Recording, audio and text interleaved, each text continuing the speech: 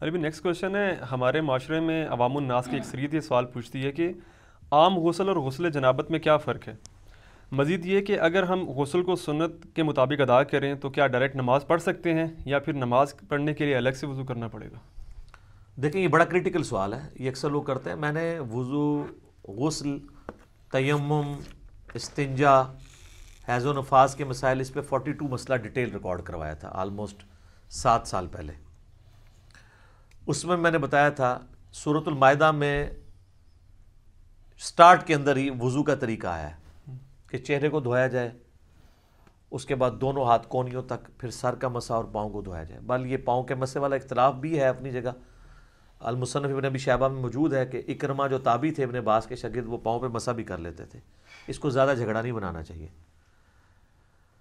تو یہ وضو کا طریقہ قرآن کے اندر ہے، بخاری مسلم میں درجنوں احادیث ہیں، بلکہ مسلم شریف کے اندر تو 1000 سے زیادہ احادیث ہیں وضو، غسل، نماز اور طہارت کے مسائل کے اوپر، 1000 سے زیادہ. لیکن یہ آپ کو کہتے ہیں جی وہ وضو کا طریقہ تو امام حنیفہ نے بتایا ہے، وہ تو احادیث کے اندر موجود ہے.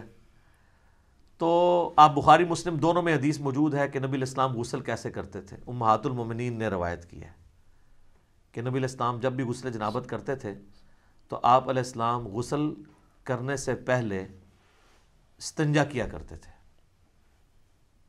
اس کے بعد آپ علیہ السلام زمین پہ ہاتھ مار کے مٹی لیتے تھے. اس زمانے میں ظاہر صابن تو نہیں ہوتا تھا، اور مٹی اس جگہ پہ ملتے تھے جہاں پہ مری وغیرہ لگی ہوتی تھی تاکہ اس کو صاف کرتے.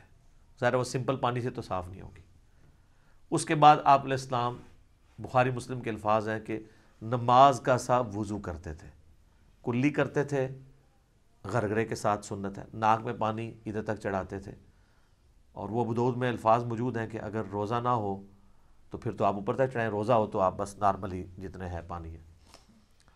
اس کے بعد چہرہ دھوتے تھے، نماز کا سا وضو کرتے تھے، پاؤں چھوڑ دیتے تھے. اس کے اندر ایک حکمت تھی، کیونکہ کیچڑ تھا، نیچے پانی جمع ہوتا تھا، اور اس زمانے میں لوگ شلوار نیچے سے نہیں پہنتے تھے، تہمد ہوتی تھی، نیچے سے پہنے تو کیچڑ پاؤں پہ لگ جائے.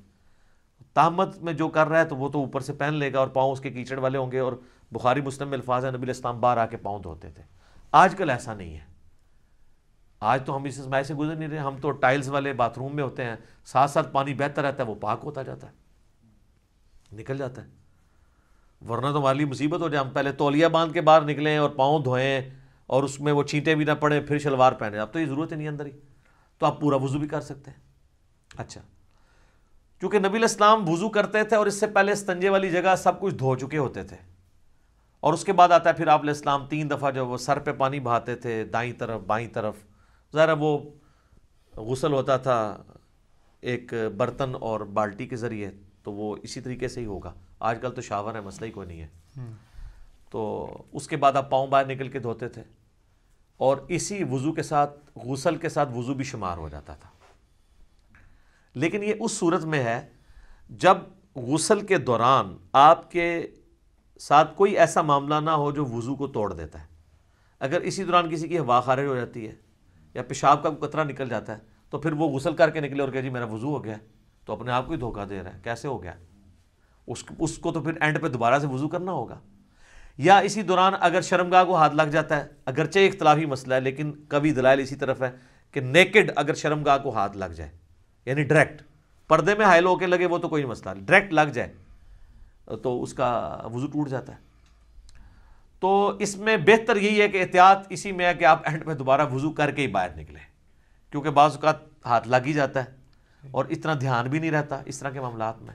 لیکن اگر یہ سارا معاملہ ہے تو کوئی مسئلہ نہیں ہے، پھر تو آپ کا وضو اور غسل اکٹھا ہی ہوگا، آپ کو دوبارہ وضو کرنے کی ضرورت نہیں ہے. مثلا آپ کو تالاب میں کوئی پھینک دے، دھکا بھی دے دے اور غوطہ بھی آ جائے تو ساتھ ہی سارا غسل اترے. سب سے آسان جو غسل ہے نا تالاب میں، 1 منٹ بھی نہیں چاہیے تالاب کا غسل کرنے کے لیے، آپ کو سیکنڈز میں غسل ہوتا ہے، کوئی پورا جسم دھل جاتا ہے. ٹھیک ہے. اچھا، اگلے زمانوں میں لوگ کپڑوں سمیت غسل کیا کرتے تھے، یعنی ایک لنگوٹا باندھ کے، پورا نہیں، جب کبھی اوپن جگہ پہ نہانا ہوتا تھا. آج کل بھی ایسے ہی ہوتا ہے. تو لیکن آج کل چونکہ باتھ روم ہے تو ہمیں ضرورت نہیں ہے. باقی دریا ایریا میں ابھی بھی آپ دیکھیں جوڑوں کے جو گیسٹ ہیں وہ لنگوٹا باندھ کے کر رہے ہوتے ہیں، وہ تو نیچے وہ باندھنا پڑتا ہے، ادروائز تو پھر ظاہر ہے وہ شرم و حیا والا ایشو ہو جاتا ہے. تو پھر اگر ایسی صورتحال ہوگی تو اگر کوئی وضو کے توڑنے والی چیز نہیں ہوئی تو آپ غسل کے بعد آپ کا وضو شمار ہو جائے گا، غسل جنابت ہو جائے گا۔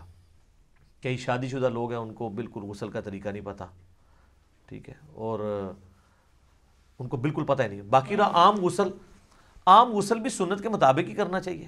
عام غسل ویسے کون سا ہوتا ہے؟ وہ تاری لانا ہے جڑا گرمی دور کرنے واسطے، وہ غسل تو نہیں ہوتا، وہ تو خالی تاری لگانا ہے۔ ہر غسل سنت کے مطابق ہی آپ نے کرنا ہوگا۔ اگر عام غسل سے مراد آپ نے صحیح بخاری مسلم میں حدیث ہے کہ جمعے کا غسل کیا جائے، اور مسلم میں الفاظ ہے کہ ہفتے میں ایک دن غسل کیا جائے، تو وہ سنت کے مطابق ہی کرنا ہوگا۔ یا عید کے اوپر غسل کرنا سنت ہے تو سنت کے مطابق ہی کرنا ہوگا، ٹھیک ہے۔ اسی طریقے سے میت کو غسل دینے کے بعد جب جسم پہ چھینٹے پڑ جاتے ہیں اور پھر آپ نے غسل کرنا ہے تو سنت کے مطابق کریں، یا اتنا حصہ بھی دھو لیں تو وہ بھی کافی ہے، وہ غسل والا حکم منسوخ ہو چکا ہے، اتنا حصہ بھی دھو لیا جائے کافی ہے۔ تو غسل جب بھی کریں سنت کے مطابق ہی کریں تاکہ آپ کی عادت نہ ٹوٹے۔ بل عام غسل آپ جس بھی طریقے سے کر لیں گے ظاہر ہے اس میں تو پھر کوئی ایسا ایشو نہیں ہے، آپ جب کر کے ازائے وضو پہ جب پانی بہہ جائے گا تو خود بخود آپ کا وضو ہو جائے گا، بشرطے کہ اس دوران کوئی وضو توڑنے والی چیزیں نہ ہوں۔ اسلامی بہنوں کے لیے میں عرض کر دوں کہ ان کے غسل میں فرق ہے۔ صحیح مسلم کے اندر موجود ہے کہ اما عائشہ کہتی ہیں کہ نبی علیہ السلام جو حالت حیض میں غسل ہے نا، اس میں ہمیں حکم دیتے تھے کہ ہم بالوں کا جوڑا بھی پورا کھول کے نا، جو بنائی ہوتی تھی آپ نے چٹیا، اس کو کھول کے غسل کریں۔ لیکن جو عام غسل ہے غسل جنابت، اس میں آپ کہتے تھے بس اوپر سے پانی بہا لو تو کافی ہے، کیونکہ عورت کے لیے تو تردد ہے، اس کی تو کئی بالٹیاں سر پہ ہی لگ جائیں گی۔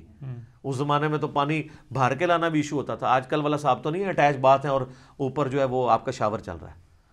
تو اسی والے سے وہ سیدہ عائشہ کے پاس کچھ تابعین آئے بھی تھے، وہ مانتے ہی نہیں تھے کہ جی آدھی بالٹی سے کیسے غسل ہو سکتا ہے۔ تو عائشہ ان کے سامنے آدھی بالٹی لے کے گئی، پردے میں موٹے کپڑے میں، اس وقت ظاہر اٹیچ باتھ کپڑے والے ہی ہوتے تھے، ٹوائلٹس گھروں میں نہیں ہوتے تھے، گھروں کی چھت پہ ہوتے تھے یا باہر زمین میں، لیکن باتھ روم تو گھر کے اندر ہوتے تھے کیونکہ اس میں بدبو والا نہیں، پانی بہہ جاتا ہے۔ وہ کہتے ہیں جی سیدہ عائشہ نے غسل کر کے دکھایا، بخاری مسلم میں آتا ہے۔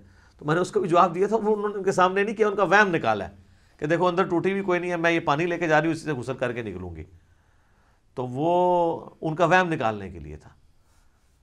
تو یہ غسل اس صورت میں شمار ہوگا، اس کے ساتھ وضو بھی، جب کہ وضو توڑنے والی کوئی چیز نہ ہو تو ظاہر ہے اتنی احتیاط کے ساتھ۔ بعض لوگ تو بیچارے پوری احتیاط سے کرتے ہیں، اینڈ پہ جب وہ یعنی وہ کپڑے پہننے لگتے ہیں تو شرمگاہ کو ہاتھ لگ جاتا ہے، تو پھر 0 پہ آ گئے، جیسے 99 پہ سانپ کاٹ گئے تو نیچے آ گئے۔ تو بہتر یہی ہے کہ تسلی سے کر کے نکلیں، بعد میں آپ وضو کر لیں، اور اس میں کوئی غلوب والا شمار بھی نہیں ہوگا، ظاہر ہے کہ آپ اس اعتبار سے کر رہے ہیں۔ اچھا یاد رکھیے گا، ایک مجھے ضمناً آیا، لوگ پوچھتے بھی رہتے ہیں غسل کن چیزوں سے ٹوٹتا ہے؟ غسل اسی صورت میں ٹوٹے گا جب شہوت کے ساتھ منی خارج ہوگی، یا میاں بیوی ازدواجی تعلق قائم کریں اور اس صورت میں چاہے منی خارج ہو یا نہ ہو، بس یہ 2 چیزیں جن سے غسل ٹوٹے گا، ٹھیک ہے۔ حیض والا تو عورتوں کا معاملہ الگ ہے، تیسری کوئی صورت نہیں ہے۔ بعض اوقات پیشاب کرتے ہوئے منی کے قطرے نکل جاتے ہیں تو وہ شہوت کے ساتھ نہیں نکلے، اسے ودی کہتے ہیں، وہ منی نہیں ہوتی، وہ غسل نہیں توڑے گی۔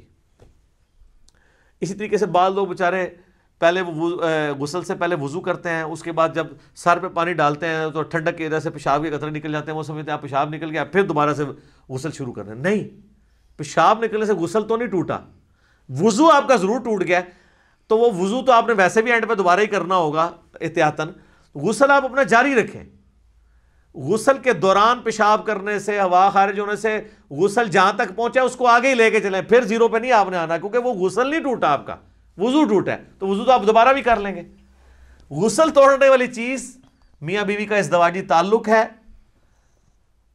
خواہ اس میں منی ہو یا نہ ہو، اور یعنی نائٹ فال، یعنی منی کا شہوت کے ساتھ نکلنا، وہ نائٹ فال کے ذریعے ہو یا کسی اور غلط طریقے سے ہو، یعنی میں کوڈ ورڈز میں بات کر رہا ہوں، تو وہ غسل کو فرض کر دے گی، باقی اور کوئی چیز جو ہے نا وہ غسل کو فرض نہیں کرتی۔ تو یہ ایسے مسائل ہیں جو لوگ عموماً پوچھتے رہتے ہیں، تو آسان ہی معاملہ ہے جی، آپ دین سیکھیں، دین میں آسانی ہے۔